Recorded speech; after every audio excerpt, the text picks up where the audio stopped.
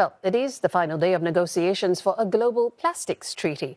Talks are in disarray after dozens of countries rejected the latest draft text yesterday. A revised draft agreement tackling plastics pollution is expected, but major sticking points remain among the 184 countries involved. Some want more ambitious measures, such as limits on plastic production and improved cleanup and recycling efforts.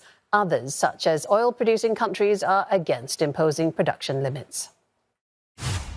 We are willing to be flexible, and I think all parties need to be willing to be flexible if we are going to get a treaty in these next hours. And that means, of course, that we are willing to discuss all Articles 3, 6, 11, for example, to be able to create a package that can be good enough for everyone.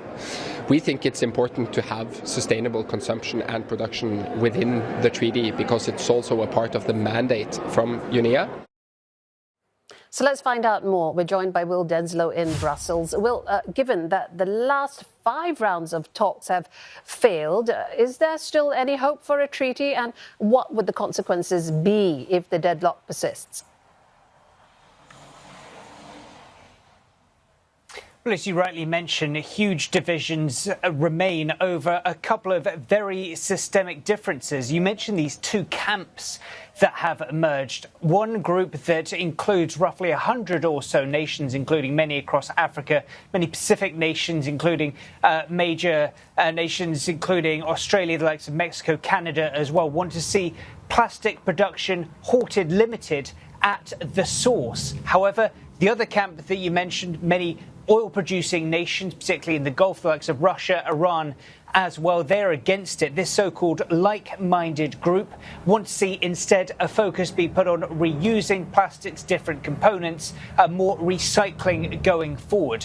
One thing is very clear from delegates at this meeting is that there is very little interest in a watered-down approach. That was something reiterated by Colombia's representative. If we don't have a treaty that is high ambitioned, then it's best not to have a treaty. We can't make these negotiations greenwashing. The world is calling for real actions, for high ambitions, for our countries to really invest into a real solution and not only, exclamations of, oh, we have a treaty, international treaty that is not going to change anything.